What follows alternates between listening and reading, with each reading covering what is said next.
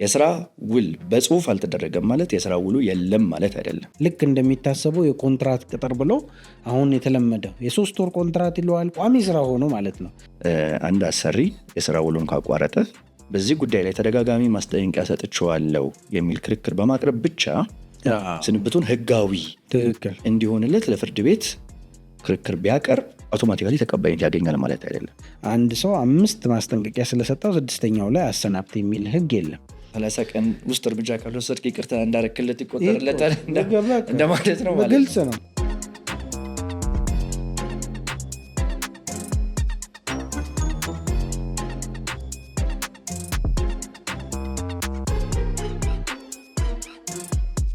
ሰላም እንደምንከረማችሁ ቤተሰቦቻችን። ይህ እንግዲህ የጠበቆቹ ፖድካስት ነው። በቫለር ኢትዮጵያ የጥብቅና ድርጅት እየተዘጋጀ የሚቀርብላችሁ በጓደኛዬ ጠበቃ ሰለሞን ሙሉጌታ ይገኛል አብሮኝ። እኔም የሰላም ዜና ሁልጊዜ የምናቀርብላችሁ ይህም ፕሮግራም እንግዲህ ፕሮግራማችንን እየተከታተላችሁ እንደሆነ እያየን ነው። ላይክ እና ሼር በዝቶብሃል። ላይክ እና ሼር እየበዛ ነው። አዱኛ ጋርም እየበዛ ነው ያለው። ተመልካቾች እየጨመሩ ነው። ነገር ግን ያው ቲክቶክ ላይ ጥሩ ተመልካች አለ፣ ጥሩ ሰብስክራይበርም አለ። ዛሬ የምሰጠው ማስጠንቀቂያ ከቲክቶክ በቀጥታ ወደ ዩቱብ ሄዳችሁ ባታዩትም ፕሮግራሙን ሰብስክራይብ ማድረግ እንዳትረሱ። ቤተሰቦች መሆናችሁን ቁጥሩ በእኩል እንዲያድግ እንዲሄድ ማለት ነው። ያው ተደራሽነቱንም ይጨምራል። ተመልካችም ቁጥር ወሳኝ ስለሆነ ማለት ነው ለፕሮግራሙ ቀጣይነት። እናመሰግናለን። አቶ አዱኛ የት ሄደ እየተባለ ነው እንዲሁም ጥያቄ የበዛብን። ዛሬም የሉም። እንግዲህ ምንድነው ያው በአጋጣሚ እንግዲህ ባልደረባችን ዛሬ አልተገኘም። ወክሎን ሄደ። ያው በውክልና ነው ያለ ነው። ስለዚህ የዛሬውን ፕሮግራም እንግዲህ እንጀምራለን። የዛሬው ፕሮግራም የሚሆነው ጠቅለል ያለ የአሰሪና ሰራተኛ ህግን የሚመለከትና ግንኙነትን የሚመለከት ከህጉ አንጻር አሰሪና ሰራተኛ እንደዚሁ እውቀት ለማካፈል አሰሪም የሆናችሁ ሰራተኞችም ለሆናችሁ እውቀት ልናካፍል አስበናል። ግን ከዛ የቀደመ ግን አንድ ነገር እንደው ፕሮግራማችን ላይ ብንጨምር ብለን አስበናል። አንዳንድ ጠቃሚ የሆኑ አጭር የሆኑ ለብቻቸው ሊወሩ የሚችሉ የህግ እንትኖችን ሼር ለማድረግ አስበናል። ለዛሬ የመረጥነው የቀለብ ጉዳይ አይደለም። እንግዲህ ወንድሞቻችንን ምን ሆናችሁ ነው ቀለብ በተመለከተ ምንድነው እንደዚህ ያህል አእምሯችሁ ውስጥ ያለውን ነገር ብረዳ ደስ ይለኛል። ቀለብ ቆራጮችን በተመለከተ ቀለብ ማለት በአጭሩ እንግዲህ ለልጅ ስፔሲፊካሊ ለልጅ አባቶች ብዙ ጊዜ አባት ስለሆነ በእኛ ኢኮኖሚ ሁኔታ ሀገር ሁኔታ ላይ የሚቆርጠው እናንተን ቀለብ የምትቆርጡ ሰዎች ምን ሆናችሁ ነው የሚል ነው። ምክንያቱም አብዛኛውን ጊዜ አሁን በጣም የሚያስጠላ ሁኔታ ቀለብ የሚቆርጡ ሰዎች ለእናት ነው ገንዘብ የምሰጠው በሚል ቀለብ የመከልከል በየወሩ በደረሰ ቁጥር ቀለብ ፍርድ ቤት እየጠራቸው አቤቱታ እያስገቡ እናቶች ልጅ እየተሸከሙ እየተመላለሱ ቀለብ የሚቆረጥበት ሁኔታ አለ እና እሱ ላይ ትንሽ ኖት እንዲደረግና ባካችሁ አሻሽሉ፣ እኛም ካለን የህግ ኤክስፒሪየንስ አንጻር እንድታሻሽሉ ለመጠየቅ ነው ያደረግነው። ምን መሰለ ማስተላለፍ የፈለኩት አሁን ቀለብ ከፍርድ ቤት ትእዛዝ ካልመጣ ፖሊስ ጣቢያም ሲሄዱ እናቶች ብዙ ጊዜ ፍርድ ቤት ሂዱና የቀለብ ይከፈላቸው ወይም ሰውየውን ይዛችሁ አቅርቡ ትእዛዝ ነው ይዛችሁ ነው ይባላል። ነገር ግን ይህ በጣም ፈጽሞ ትክክል ያልሆነ አሰራር ነው። ምክንያቱም ቀለብን አለመቁረጥ የወንጀል ኃላፊነትም እንዳለው ነው። ዛሬ ስፔሲፊክ መልእክቷ ቀለብ ለምትደብቁ ሰዎች ለማትከፍሉ በጊዜ ወንጀልም ነው ቀለብ አለመቁረጥ። እችን ጉዳይ ያነሳናት ያው ብዙ ጊዜ ከትዳር በፍቺ በሚፈርስበት ጊዜ እና ደግሞ በዛ ትዳር ደግሞ ልጆች ካሉ ልጆቹን አስተዳደግ በተመለከተ ፍርድ ቤት የሚሰጣቸው የተለያዩ ትዕዛዞች አሉ። ብዙ ጊዜ ችግር ያው ቀለብ ማን ለማ ይከፍላል የሚለው ሁልጊዜ ያው የቀድሞ ባል ወይ ደግሞ የልጆች አባት ብቻ አይደለም። ምናልባት የኢኮኖሚ ሁኔታው ተገላቢጦሽ ከሆነ እናትም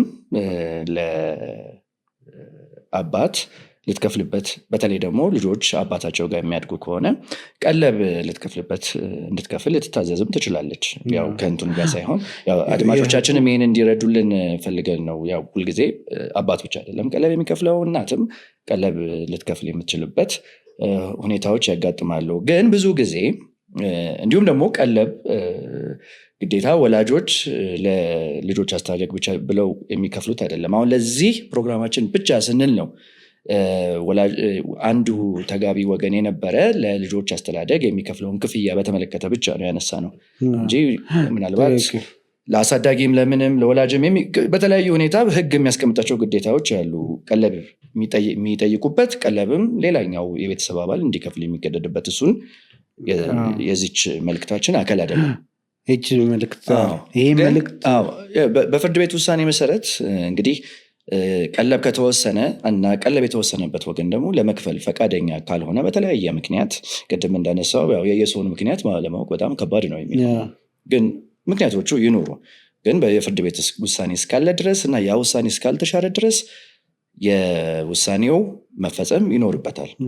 የተለመደው አካሄድ እንዲሁም በህግም ተቀባይነት ፍርድ ቤቶችም እየሰሩበት ያለው አካሄድ ቀለብ ያልተከፈለው ወገን የመክፈል ግዴታ ያለበትን ወገን አፈጻጸም ይከፍትበታል።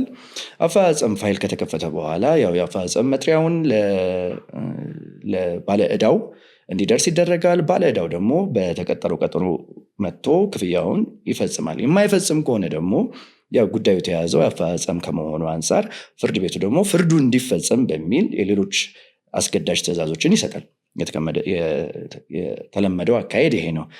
ግን አሁን ችግር ያጋጠመን ከዚህ በላይስ የፍርድ ባለመብት እንግዲህ ቀለብ የሚቆረጥለት ወገን ምን አይነት የህግ አማራጭ አለው?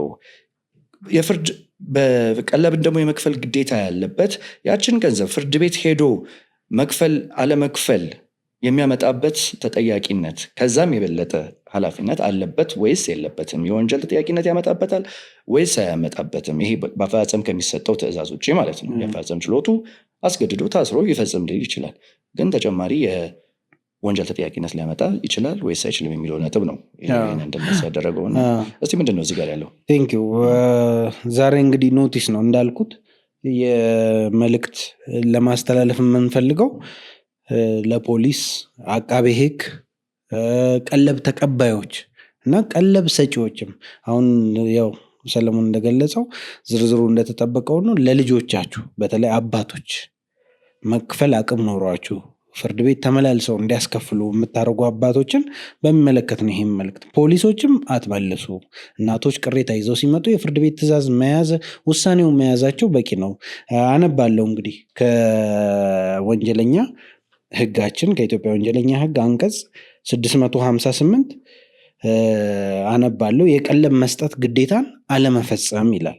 ማንም ሰው ያለበቂ ምክንያት በህግ መሰረት ሊሰጥ የሚገባውን ቀለብ ለባለመብቶች ወይም የፍቺ ውሳኔ እስከሚሰጥበት ጊዜ ድረስ የፍቺ ጥያቄ ላቀረበ የትዳር ጓደኛም ቢሆን ለባለመብቶች ወይም ደግሞ ለትዳር ጓደኛ አልሰጥም ያለ ወይም ደግሞ መስጠትን ያስተጓጎለ እንደሆነ የግል አቤቱታ ሲቀርብ ቀለብ በሚቀበለው ሰው ወይም ያው ልጆች ሊሆኑ ይችላሉ በሞግዚታቸው በኩል የግል አቤቱታ ሲቀርብ በመቀጮ ወይም ከ6 ወር በማይበልጥ ቀላል እስራት ሊያስቀጣ ይችላል ይላል።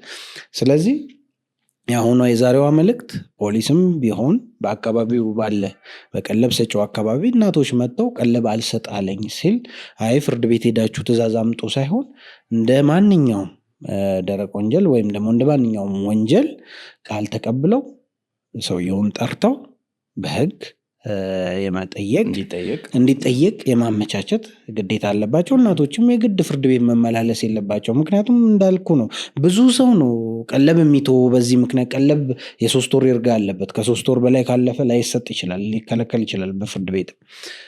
ይህንን ሁሉ በቃ ሰልችቶት ለፍተው ለልጆቻቸው ጉሮሮ ለመሙላት የሚሯሯጡ እናቶች በጣም ብዙ ስለሆኑ ይህን ግዴታ ያለበትም ሰው ፍርድ ቤት መጥሪያ ብታመጣልኝ ነው ብሎ እንትን ስለሚል የመሸሽ እንትኑ እየጨመረ ከኛ ከምናየው አንጻር እየጨመረ ስለሆነ ለፖሊስም ለአቃቤ ህግም ለቀለብ ተቀባዮችም ይሄ መብት እንዳለ አውቃችሁ በወንጀሉም ሊስተናገድ እንደሚገባ መልእክት ለማስተላለፍ ነው የዛሬው ሀሳባችን። እንግዲህ እዚህ ላይ ይችን ሀሳብ ይዛችሁ ወደ ቀጣዩ ፕሮግራማችን ወደ ሙሉ ፕሮግራማችን እንሄዳለን። የዛሬው ፕሮግራማችን እንግዲህ ምን ላይ ነው የተነጠነው? እንደገለጽኩት ያው ከቀለቡ እና ከቤተሰብ ጉዳይ ወጥተን የአሰሪና ሰራተኛ ግንኙነት ከህጉ አንጻር የተወሰኑ ነጥቦችን ሙሉ ለሙሉ አይደለም ጠቃሚ ናቸው። ስራ ውል ሲጀመር ምን የሚታዩ ነገሮች አሉ፣ መሀል ላይ በስራ ውል ግንኙነት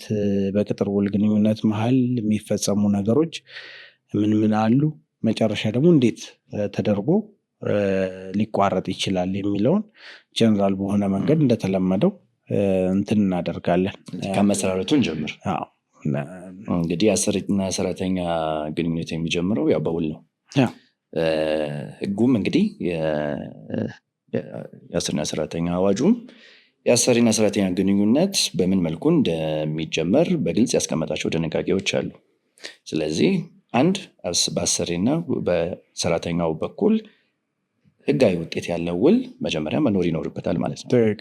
ይሄ የውል ግንኙነትን ደግሞ በምን መልኩ ነው የሚመሰረተው በሚባልበት ጊዜ እንግዲህ አሰሪው ዝርዝር ሁኔታዎችን ምን አይነት ስራ ለማሰራት እንደሚፈልግ፣ ምን ያህል ደሞዝ መክፈል ፈቃደኛ እንደሆነ ወይ ለመክፈል ዝግጁ እንደሆነ፣ የስራ ቦታውን እንዲሁም በተለያዩ በውል ውስጥ ለምን ያህል ጊዜ ሰራተኛው እንደሚያገለግል፣ የሚቀጠርበትም የስራ አይነት፣ እነዚህን መሰል ድንጋጌዎችን በግልጽ የሚያስቀምጥበት፣ ሰራተኛውም ደግሞ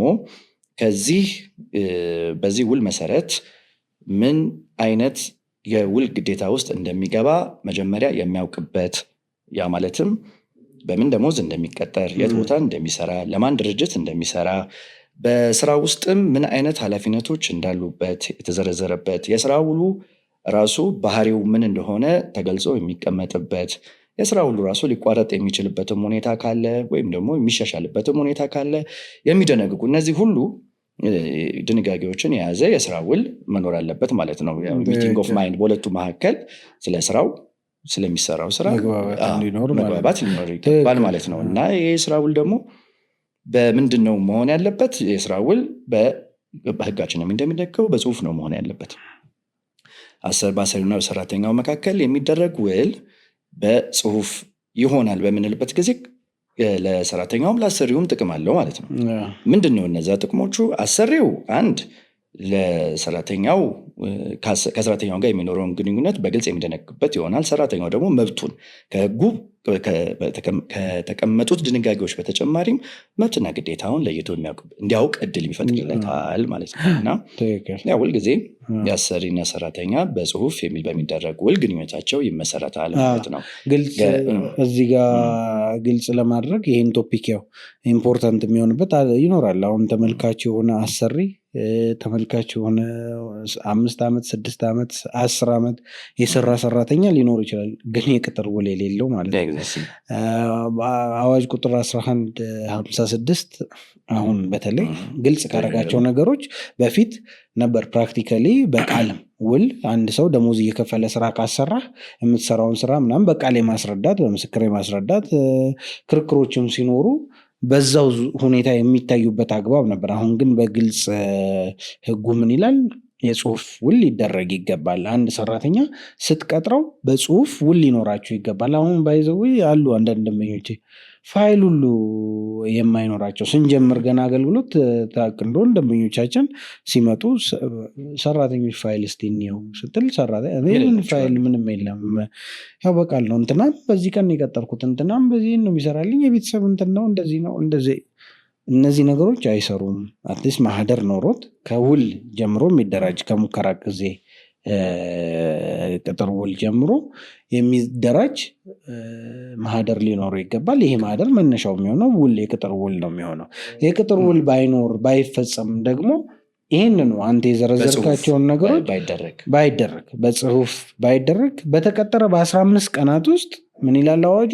በጽሁፍ አሰሪው በጽሁፍ በግልጽ ዘርዝሮ የሚሰራውን ስራ ደሞዙን የሚጠብቅበትን ነገር ለሰራተኛው መስጠት አለበት። በጽሁፍ ተፈርሞ በጽሁፍ ተዘጋጅቶ ሰራተኛው ደግሞ እዚህ ይዘት ላይ ተቃውሞ ካለው ወዲያውኑ ማቅረብ አለበት። ወዲያውኑ ካላቀረበና በዛው ስራውን ከቀጠለ ያ ወረቀት እንደ ውላቸው ተደርጎ ይቆጠራል። ስለዚህ አንደኛው ተዘርዝሮ በደንብ ሁለቱም ወገን አንብበው የሚፈርሙት ውል ነው።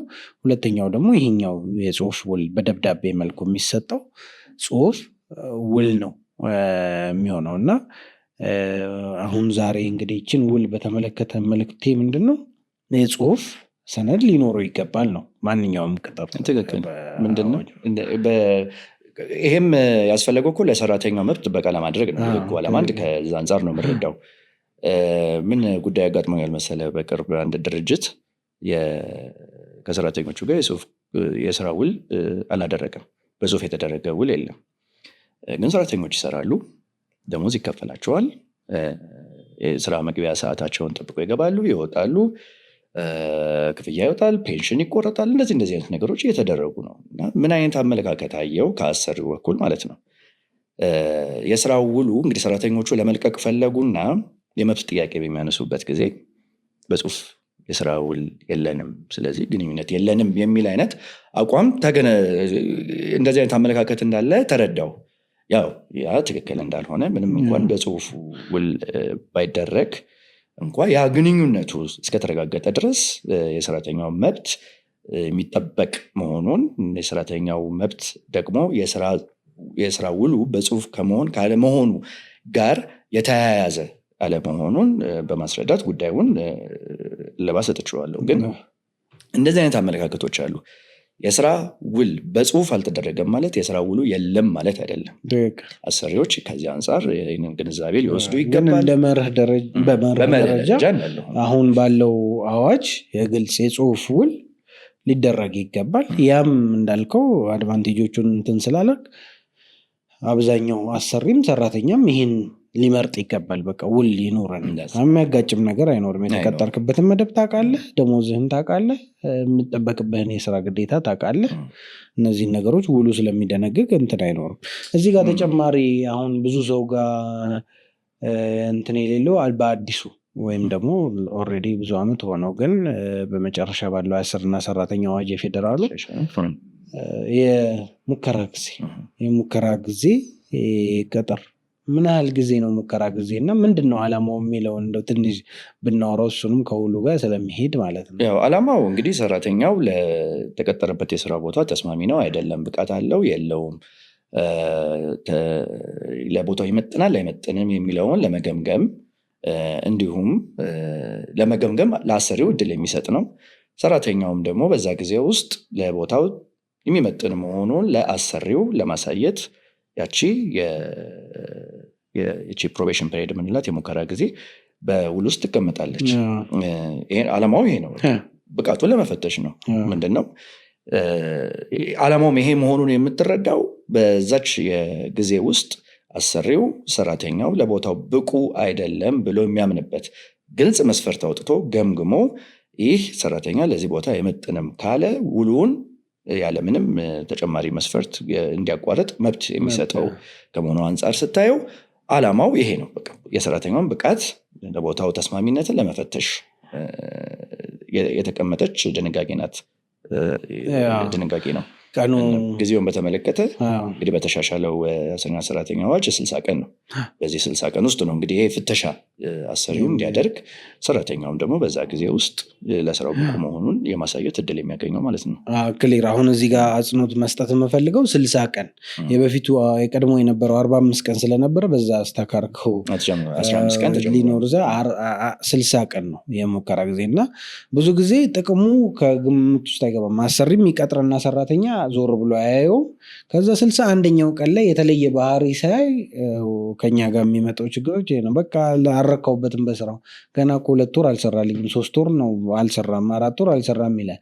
ነገር ግን ህጉ ይችን 60 ቀን ያስቀመጠው እንዲሞክረው እንዲፈትሸው በአግባቡ ይመጥነኛል ወይ ለስራው ብሎ እንዲያየው ነው። ካልመጠነ ይህንን ስላላሟላልኝ ብሎ እንዲያሰናብተው ነው። ሰራተኛውም የዛን ቀን አንገቱን 60 ቀን እስኪያልፍ ድረስ አንገቱን ይደፋል። ማለት መጠየቅ የሚገባውን ጥያቄ የስራው ባህሪ የሆነው የስራው ክፍል የሆኑ ነገሮች ቅር እያሉት ሳይጠይቅ ያ 60 ቀን ይሞላልና 61ኛው 62ኛው ቀን ላይ ይህን አልሰራም ይህንን እንትናል ማለት ይጀምራል። አክቹዋሊ ያ ወደ ህጋዊ የተርሚኔሽን እንትኖች ሊያስኬድ ይችላል። ወደ ሌሎች መፍትሄዎች ሊያስኬድ ይችላል። ምንም መብት አገኘ ስራዬን አልሰራም ለማለት መብት አገኘ ማለት አይደለም። 60 ቀን ያሉህን ቅሬታዎች ከ60 ቀኑ በፊት አውቀህ እንደውም ውሉን በሙከራ ጊዜ በንግግር ማቋረጡ ለሰራተኛውም አግባብ ነው። ምክንያቱም እዛ ስራው ሁኔታ ውስጥ ነው የምትቀጥለው ወደፊትም እና ፕሮቤሽን ፔሪዷ ደግሞ በጽሁፍ መሆን አለበት ግዴታ። ውሉ የቅጥር ውሉ የተደረገው በፕሮቤሽን መሆኑን ወይ በሙከራ ጊዜ ቅጥር መሆኑ መጠቀስ ይኖርበታል። እንደዛ የማይጠቅስ ውል ከሆነ ያልተጠቀሰበት ከሆነ ምን ማለት ነው? ውሉ ለሙከራ ጊዜ የተደረገ ቅጥር ውል ማለት መሆኑን ያሳያል ማለት ነው። ስለዚህ በምንድነው የሚታየው? አሰሪው ለሙከራ ነው የቀጠርኩህ ህጉ 60 ቀን ፈቅዶልኛል ብሎ እንደ መብት ሊጠይቅ አይችልም ውል ውስጥ እስካልተካተተ ድረስ በግልጽ። ትክክል። አሁን ሰለሞን ያለውን ፖይንት በጣም ኢምፖርታንት ፖይንት ነው ያነሳው። 60 ቀኗ መገለጽ አለበት። የሙከራ ጊዜ ውል ብለህ መያዝ አለበት። የሙከራ ጊዜ ውል ብለህ ካልገለጽክ እንዳልከው ነው የሙከራ ጊዜ አይደለም የሚል ግምት የሙከራ ጊዜ የማግኘት መብትህንም ታጣለህ እንዳሰሪ ማለት ነው። ስለዚህ ውሉንም ጠይቁ። ሰራተኞችም አሰሪዎችም ውል ለማድረግ ተነሳሱ። የሙከራ ጊዜያችሁን በአግባቡ ተጠቀሙበት ሁለታችሁም። እነዚህ ካለፉ በኋላ እንግዲህ የቅጥር ግንኙነት ይቀጥላል ማለት ነው። ሌላ በጣም ሁሌ የሚገጥመን ነገር ምንድነው? አይ ኮንትራት ቅጥር ነው እኮ የሱ የኮንትራት ውል ነው የተወሰነ ጊዜ ውል ነው ያስፈረምኩት ብሎ የሚል ክርክር እና እዚህ ላይ ብዙ የህግ አስተያየትና ምክር የምንሰጥባቸው ኤሪያዎች ናቸው። አለ የኮንትራት ቅጥር ውል የሚባል የኮንትራት ቅጥር ውልስ ምን ማለት ነው በህጉ አለ ወይ የሚለውን ነገር እንትን ብንል ጥሩ ነው። ይሄ ከተወሰነ ጊዜና አልተወሰነ ጊዜ ነው የሚለው አዋጁ። ይህን በግልጽ የኮንትራት ቅጥር የሚል የለም። የኮንትራት ሰራተኛ የሚባል የለም። ለተወሰነ ጊዜና ላልተወሰነ ጊዜ የሚደረግ የቅጥር ውሎች ናቸው የሚባል። እነዚህ ምንድነው የሚለያቸው? እንግዲህ በተለምዶ እንግዲህ ኮንትራት የምትባለው ለተወሰነ ጊዜ የምትደረገውን የስራ ውል ይመስለኛል። የኮንትራት ውል የሚባለው ለተወሰነ ጊዜ የሚደረግ ውል በልማድ እንደዛ የሚባለው ማለት ነው። እና እሱን ነው ሪፈር የሚያደርገው ብዬ ነው የምገምተው ነው። ግን ያንን ደግሞ ከህጉ አንጻር ስንፈትሸው ምን አይነት ናቸው እነዚህ ለአጭር ጊዜ የሚደረጉ ወይ ለተወሰነ ጊዜ የሚደረጉ የስራ ውሎች ስንል እንግዲህ ለተወሰነ ጊዜ ወይም ለተወሰነ ስራ መሆን አለባቸው ውሎች የሚደረጉት። ዝርዝር አለ። ዝርዝር ብዙ ስለሆነ አንቀጽ 10 የአዋጁ 1156 ላይ አንቀጽ 10 ላይ ንዑስ ቁጥር 1 በደንብ ያስቀምጣቸዋል። 7 ወር 8 አሉ ምክንያቶቹ እንደን አዋጁንም ሪፈር ማድረግ ስለሚቻል ወደ እሱ ሳንል እነዛ አሉ። ግን ምን ማለት ነው የተወሰነ ኢንጀነራል ለተወሰነ ስንል ያው ስራውንና ጊዜውን ነው አይደለ? ሪፈር እያደረግን ያለ ነው። የተወሰነ ስራ ምን ማለት ነው በምንልበት ጊዜ የስራው አይነት ይታወቃል። ያ ስራ እስካለ ድረስ ብቻ ነው የስራ ቅጥሩ የሚኖረው ማለት ነው። ያ ስራ ካለቀ የስራ ውሉ አብሮ ያልቃል ማለት ነው። ለተወሰነ ጊዜ ደግሞ ካለን የተወሰነ ጊዜዋ እንግዲህ በስምምነታቸው በህጉ ስር የተዘረዘሩ ለተወሰነ ጊዜ ምን አይነት የስራ ውሎች ሊደረጉ እንደሚችሉ ተቀምጧል። ስለዚህ ያቺ ጊዜ እስካለች ድረስ የስራ ውሉ ጸንቶ ይቆያል። ያ ጊዜ ካለፈ ደግሞ የስራ ውሉ ይቋረጣል ማለት ነው። በህጋዊ መንገድ ማለት ነው። ለዛ ነው የሚሆነው። አይ ሳየው አሁን እያሰፋ ነው። ግልጽ ለተመልካቾቻችንም ቤተሰቦቻችንም ግልጽ እንዳይሆን የሚያደርግ ነገር እንዳይፈጠር ምናልባት ብናየው የሌበር እንትናችንን ብንዘረዝረው የተሻለ ነው። ምክንያቱም የለውም ብዙ ክፍተት የለውም። አሁን ልክ እንደሚታሰበው የኮንትራት ቅጥር ብሎ አሁን የተለመደው የ3 ወር ኮንትራት ይለዋል። ቋሚ ስራ ሆኖ ማለት ነው። ሰራተኛው እየሰራ ነው፣ ለ3 ወር ነው የቀጠርኩት ይልሃል ስትሄድ። ይኸው ሁሉ የኮንትራት ነው፣ በዛ ነው ያቋረጥኩት። እኛ ብዙ ጊዜ አደጋው ከደረሰ በኋላ ሲጠሩን፣ አሰናብተው ሰራተኞች ሲጠሩን አይ እኔ እኮ ምንም የኮንትራት ጊዜ ቀጥሬው ከሰሰኝ፣ 4 ወር ነው የሰራልኝ፣ ሌላ አልሰራም። ለምንድን ነው? የተወሰነ ጊዜ የተደረገ ስራ ውልን በተሳሳተ መልኩ ስለምንረዳው ነው። ለ3 ወር ማለትህ አይደለም ዋና ማተር የሚያደርገው። በ3 ወር ውስጥ የሚሰራው ስራ ምንድን ነው? ቀጣይነት ያለው ስራ ከሆነ በ3 ወር ብቻ ብለህ ማስቀመጥህ ተገቢ አይደለም።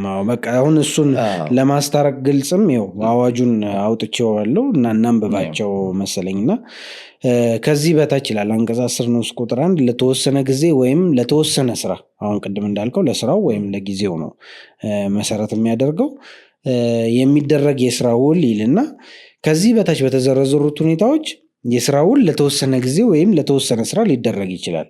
እንግዲህ ይሄ ኤግዞስቲቭ ነው ማለት በእኛ ቋንቋ ከዚህ ውጪ የተወሰነ ጊዜ ወይም ደግሞ በተለምዶ አሁን የኮንትራት ውል የሚባል የለም ማለት ነው። ሊደረግም አይችልም። እነዚህ ምንድናቸው? የሚደረግባቸው ሁኔታዎች ሰራተኛው የተቀጠረበት የተወሰነ ስራ እስከሚያልቅበት ጊዜ ድረስ አላቂ ስራዎች ሊሆኑ ይችላሉ። ለምሳሌ ፓርቲሽን እየሰራ ቢሮውን እየተገነባ ግንበኛ ልቀጠር ትችላለህ፣ በቢሮ ፔሮል ውስጥ ማለት ነው። ፓርቲሽኑ ስራው ካለቀ በቃ ለተወሰነ ጊዜ ነው። ግንብ አይደለም የምትሰራው።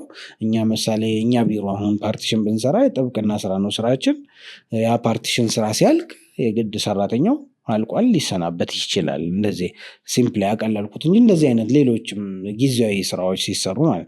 ሁለተኛው ደግሞ በፈቃድ በህመም ወይም በሌላ ማንኛውም ምክንያት ለጊዜው ቀሪ የሆነ ሰራተኛን ለመተካት።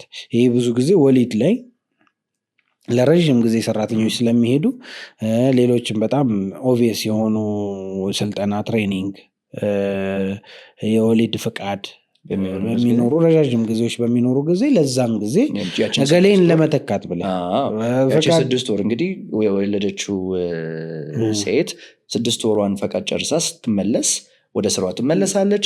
ለዛች ለ6 ወር ደግሞ የተቀጠረው ጊዜያዊ ሰራተኛ ስትመለስ ኮንትራቱ አውቶማቲካሊ አይ ስራው ቀጣይነት ያለው ነው በሚል ልሰናበት አይገባም የሚል ክርክር ሊያቀርብ አይችልም።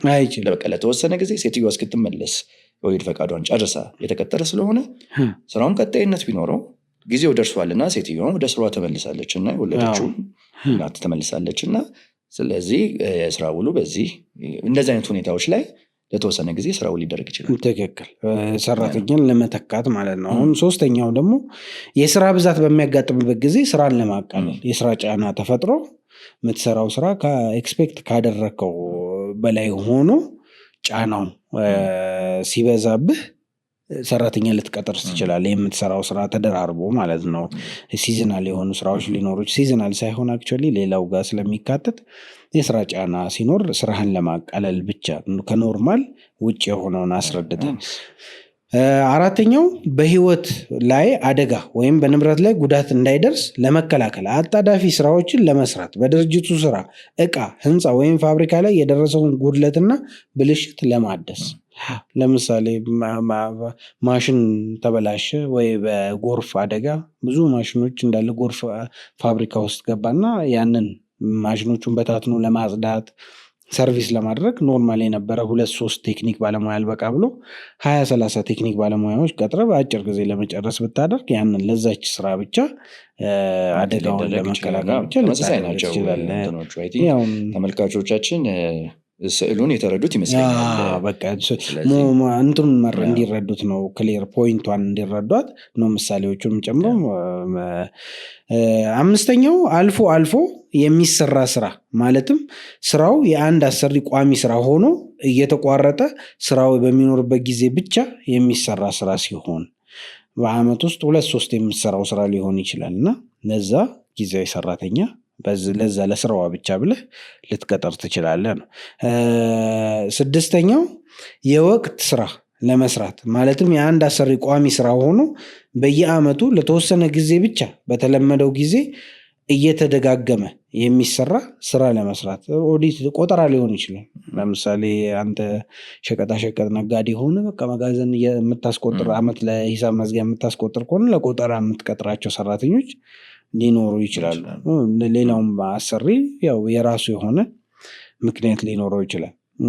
7ኛ አንዳንድ ጊዜ የሚሰራ ስራ ማለትም ለአንድ ሰራተኛ ቋሚ ስራ ለአንድ አሰሪ ቋሚ ስራ ያልሆነ በሚያስፈልግበት ጊዜ ብቻ የሚሰራ ስራ ለመስራት ያው ተጨማሪ ስራ የምትሰራ ከሆነ ማለት ነው። ለምሳሌ በእኛ ስራ ብንወስድ ሂሳብ ባለሙያ ልንፈልግ እንችላለን። በኬዝ የሂሳብ ጉዳይ ያለበት ኬዝ ያንን ሂሳብ ሰራተኛ ኢንስቴድ ኦፍ ባለሙያ ሄደህ ከባለሙያ ጋር ውል ከማድረግ ሰራተኛው ለ15 ቀን ከሆነ ያንን ሂሳብ እንዲሰራል የፈለግከው ቀጥረህ ከዛ ያ የሂሳብ አይነት ክርክሮች በሚኖሩ ጊዜ የምትቀጥርበት ሁኔታ አይነት ማለት ነው። ምሳሌ ነው ያው ለሁሉም አሰሪ ለእያንዳንዱ ለየራሱ እንደሚመጥ ነው። ሌላው ላልተወሰነ ጊዜ የስራ ውል በተደረገበት የስራ መደብ ላይ ሰራተኛው በድንገት ወይም ለዘለቄታ በመለየቱ ለጊዜው ስራ ለማሰራት ማለት ነው።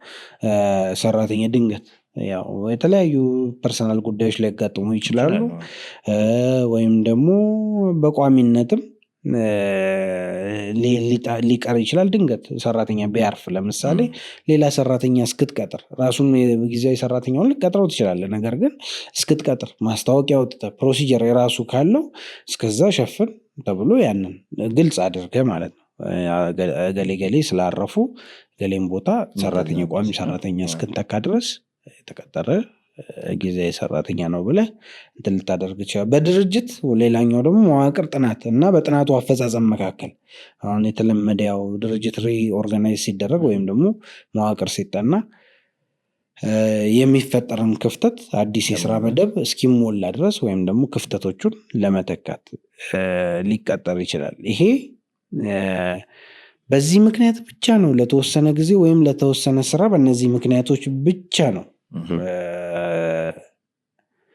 የሚደረገው። ይሄም ደግሞ የራሱ ገደብ አለው። ይሄም ንዑስ ቁጥር 2 ላይ በዚህ አንቀጽ የተወሰኑት ቅድም አንድ ቁጥር የጠቀስናቸው በአንድ ቁጥር ላይ ሸና ቀ ይላል። ሸና ቀ ማለት ላልተወሰነ ጊዜ የስራ ውል በተደረገበት የስራ መደብ ላይ ሰራተኛው በድንገት ወይም ለዘለቄታ በመለየቱ ወይም በመዋቅር ጥናት ምክንያት ሰራተኛ የምትቀጥረው ለ45 ቀን ላልበለጠ ለአንድ ጊዜ ብቻ ነው። ይሄ ነገር ሀፕን ሲያደርግ ሁል ጊዜ እንደዚህ አይነት ነገር እንዳትጠቀም ይሄ ገደብ አለ። ስለዚህ ለተወሰነ ጊዜና ለተወሰነ ስራ ሰራተኛ የሚቀጠርበት አግባብ በእነዚህ ብቻ ናቸው። ማንም ሰራተኛ በጠቅላላ የስራ ውል የሚደረገው በኮንትራት የስራ ውል የሚባል ነገር የለም የሚለውን ሚስ አንደርስታንዲንግ ስላለ ነው። ብዙ ሰው እርግጠኛ ተመልካቾችም ጋር ይኖራል ይዞ የሚኖረው የኮንትራት ቅጥር የሚባል የቅጥር ድርጅቶች በአዋጁ የሚተዳደሩ ድርጅቶች እና አሰሪና ሰራተኛው ግንኙነቶች ኮንትራት ሊሆኑ አይችሉም። ከነዚህ አሁን ከዘረዘርናቸው የተወሰነ ጊዜና ለተወሰነ ስራ ከሚደረጉ ሌላው እንግዲህ ቀጣይ ቶፒካችን ያው ኢምፖርታንት ይሆናል ብለን ያሰብነው ማስጠንቀቂያ፣ የተለመደ ማስጠንቀቂያ ቦርድ ላይ መለጠፍ። ማስጠንቀቂያ ሰጥቼዋለሁ፣ 10 ማስጠንቀቂያ ሰጥቼዋለሁ፣ 5ኛ ማስጠንቀቂያ፣ የመጨረሻ ማስጠንቀቂያ እያልን የምንሰጣቸዋል።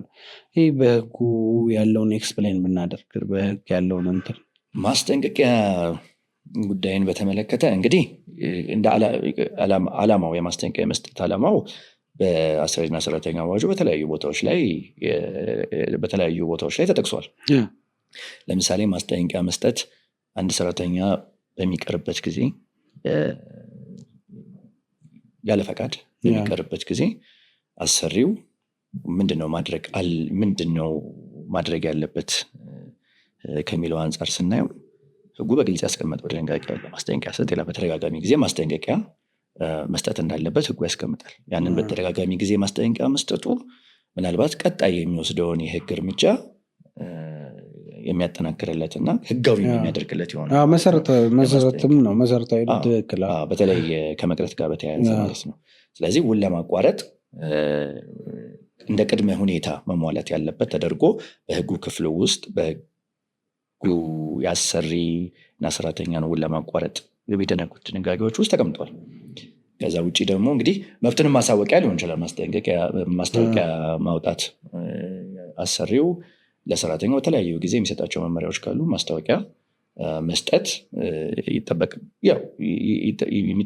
የሚጠበቅበት ይሆናል። ግን ደግሞ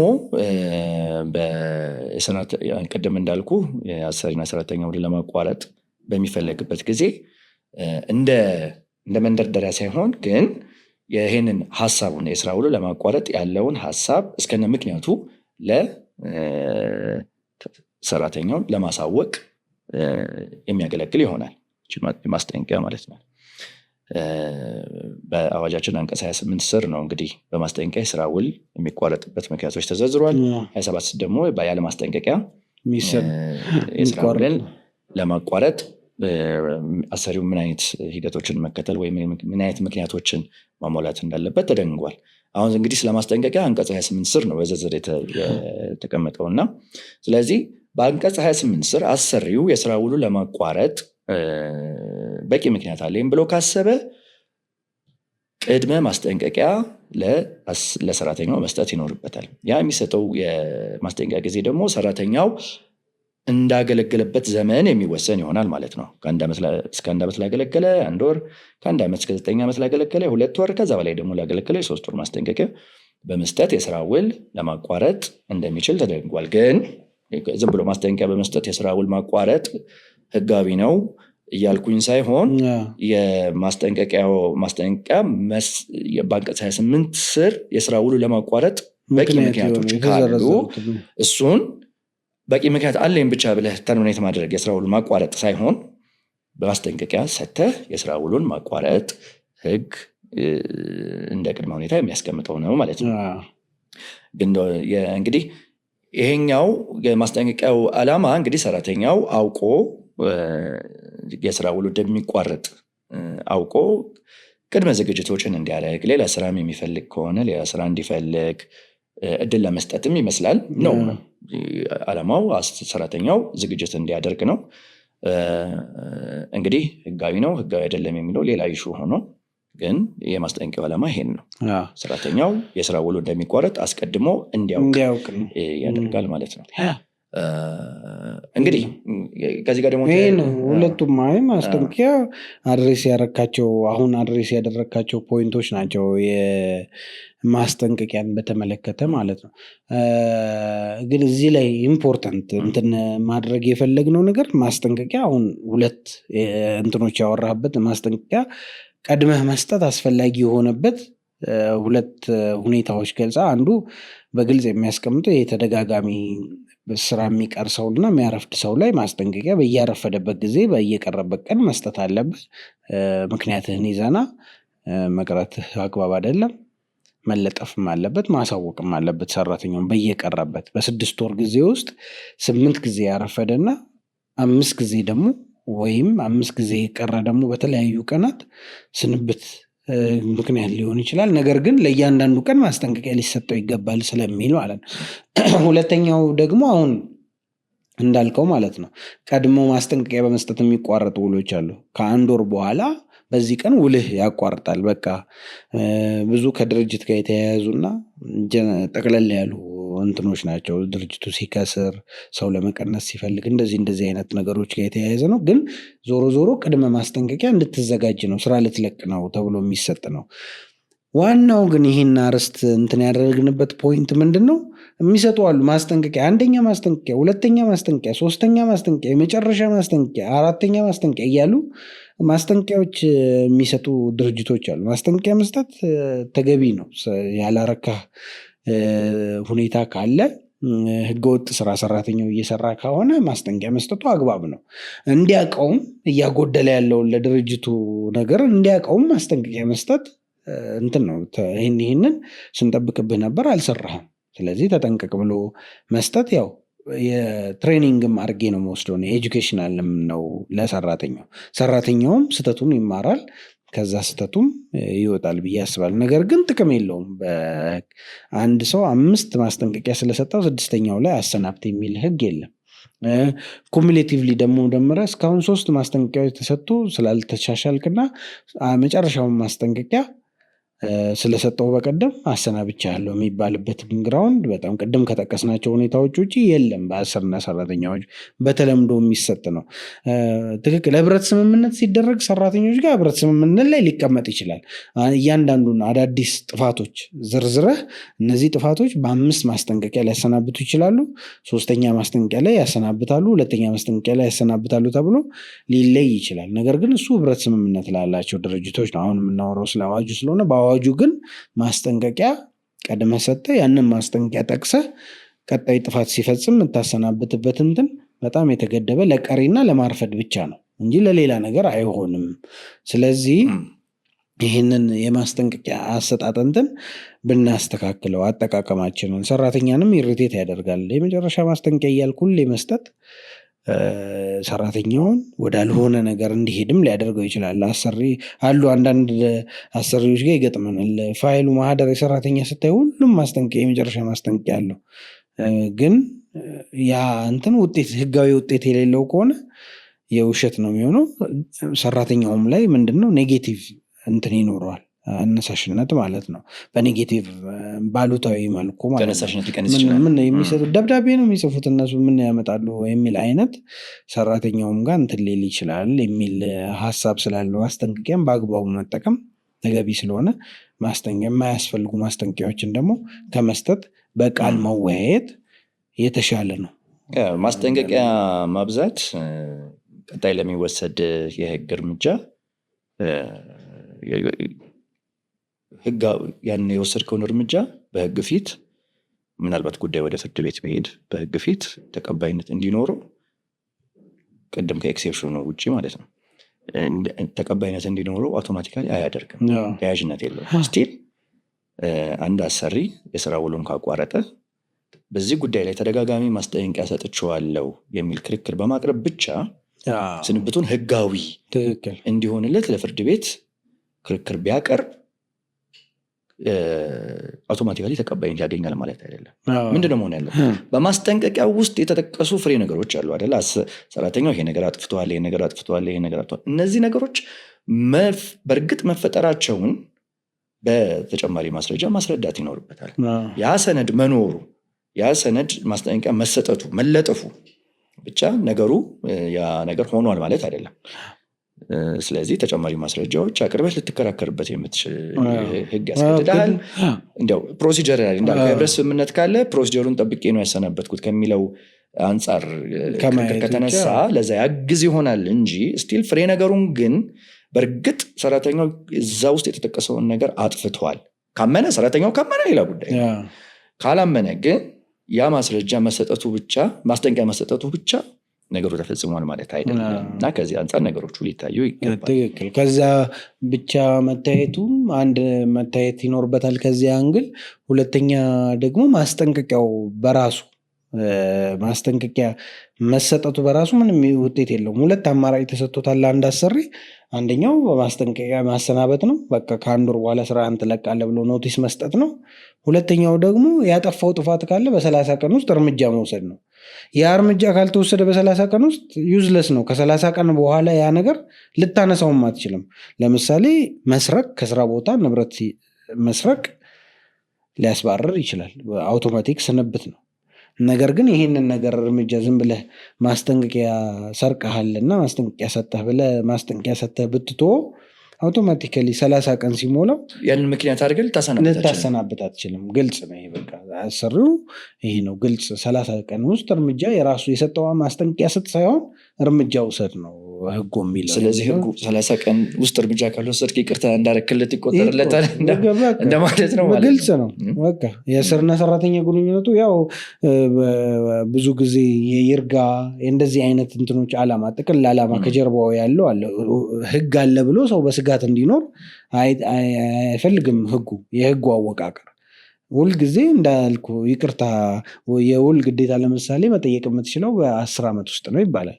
11ኛው ዓመት ላይ ለምንድን ነው የማትጠይቀው?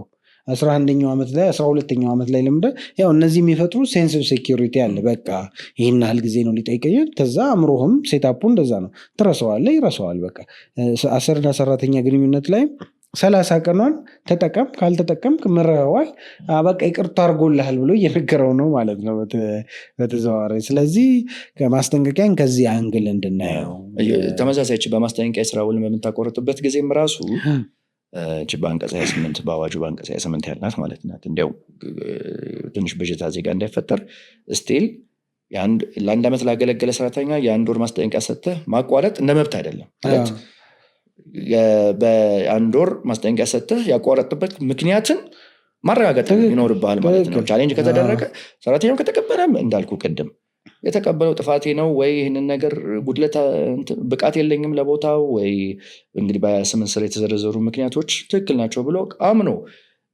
በተሰጠው ማስጠንቀቂያ መሰረት የስራ ውሉ መቋረጡን ተቀብሎ የሚሄድ ከሆነ ሌላ ጉዳይ ነው። ግን ከዚህ ጋር የሚመጣ ቻሌንጅ ካለ ክርክር የሚነሳ ከሆነ ግን አንድ ወር ማስጠንቀቂያ ሰጥቼው ነው ያሰናበትኩት ከአንድ ዓመት በታች የሰራ ነው የሚለው ክርክር በቂ አይደለም።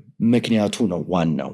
ትክክል ሲሪየስ ነው ማለት ለአሰሪዎች ሰራተኞች ያው መብቶቻቸውን እንድታውቁ ነው። አሰሪዎች ደግሞ ይህን ነገር ኮንሲኩዌንሱ እነዚህን ህጎች አለመከተል በአግባቡ ኮንሲኩዌንሱ ከባድ ነው። ለምሳሌ 3-4 ሰራተኛ አላግባብ አሰናበትክ ማለት ከእያንዳንዱ ሰራተኛ ሚኒመም የራሱ የሆነ ስሌት አለው። 8 ወር ደሞዝ ነው የሚጠበቅበት ኤክስፔክት የሚደረገው ቅጣቱ የሚሆነው የ8 ወር ደሞዝ ነው። በዝቅተኛ የ6 ወር ያቺ ህገወጥ ስንብቷ ክፍያ ካሳ ክፍያ አለች። 2 ወር አቨሬጅ የማስጠንቀቂያ ጊዜ ክፍያ አለ። ሌሎች ክፍያዎች ካሉት እንግዲህ ከዛ በላይ ነው የሚሆነው። ይሄ በቃ ጊቭን ነው፣ የግድ ነው ትከፍላለህ። ስለዚህ ለአሰሪው ከዚህ አይነት አልባሌ እንትኑን ከመውጣት ሰራተኛውንም ፍርድ ቤት ከማመላለስ ሰራተኛውም ከሶ ሄዶ መብቱን ማስከበሩ ለሚያገኘው መብት ቀድመ መቼም እንደዛ ነው ብዙ ጊዜ የሚገጥመን አያውቁም እንጂ ማሰናበት አይፈልግም ሰራተኛ። የምራቸውን አጥፍተዋል በህጉ አግባብ አጥፍተዋል ብለው ስላሰቡ ነው ብዙ ጊዜ አሰሪዎች የሚያሰናብቱት። በጣም ሬር ጊዜ ነው በቃ ይሄ ሰራተኛ ይሄድልኝ የከፈልኩትን ከፍላለሁ የሚሉት። ስለዚህ ከዚህ አንግል አይተነው ጥንቃቄ መውሰዱ ለሁለቱም ለሰራተኛውም ጊዜውን ይቆጥባል፣ ለአሰሪውም ገንዘቡን ሀብቱን።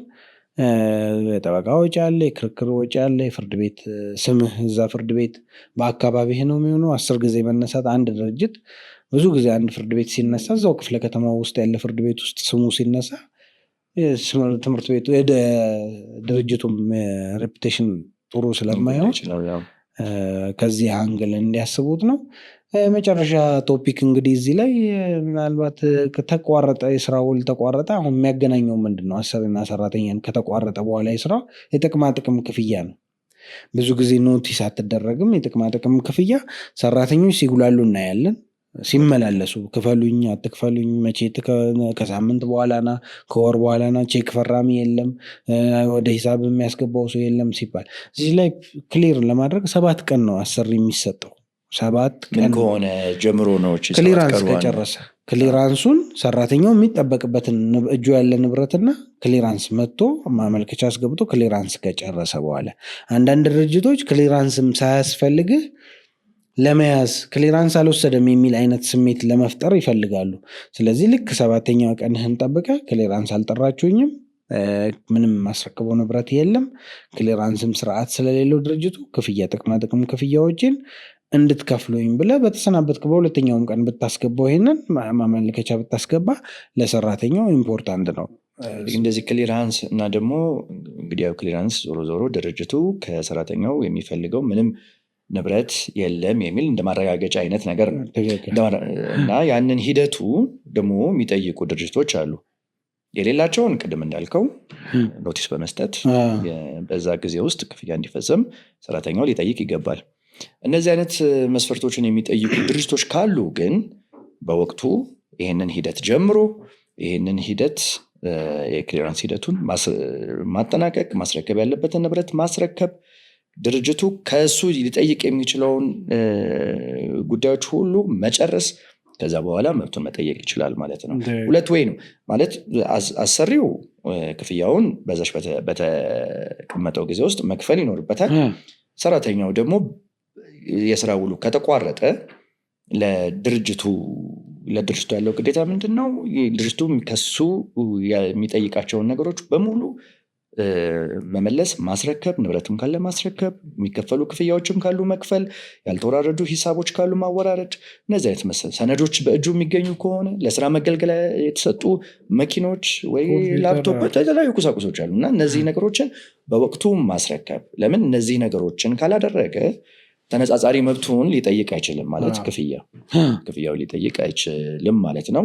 አሰሪውም ደግሞ ከዚህ አንጻር ይሄ ነገር ካልተሟላ ክፍያውን አልፈጽምም ሊል የሚችልበት ይችላል። ነገር ግን ሁሉም ነገር ባለቀበት ጊዜ 7 ቀን ኦብዘርቭ መደረግ አለባት። እሷም በራሷ የ3 ወር ደሞዝ ቅጣት ነው ያለው። በማዘግየት ደግሞ ተጨማሪ ከቅድም ካልኩት ከ8 ወሩ ፕላስ የ3 ወር ቅጣት ስላለው ያንን ኦብዘርቭ ብናደርግ ነው እንግዲህ። ይሄ ነው 3 ወር ፊክስድ አይደለችም። ያው እስከ 3 ወር ፍርድ ቤቱ ዲስክሬሽን ነው። እስከ 3 ወር ይከፈላል። አሰሪዎችም ለዚህ ተጨማሪ ወጪ ከሚዳረጉ ክፍያዎችን በወቅቱ መፈጸም፣ ሰራተኛውም ደግሞ የሚጠይቀው ክፍያ ካለ ቀሪ ክፍያዎች በስራ መቋረጡ ምክንያት ከድርጅቱ የሚጠይቀው ካለ የራሱን ግዴታ አስቀድሞ በመወጣት ክፍያውን መጠየቅ የሚችል መሆኑን መገንዘብ ተገቢ ነው። እንግዲህ አሰሪና ሰራተኛ ህጋችን ሰፊ ነው፣ ከዚህ በላይም ማለት ነው። እነዚህ ፖይንቶች እንደው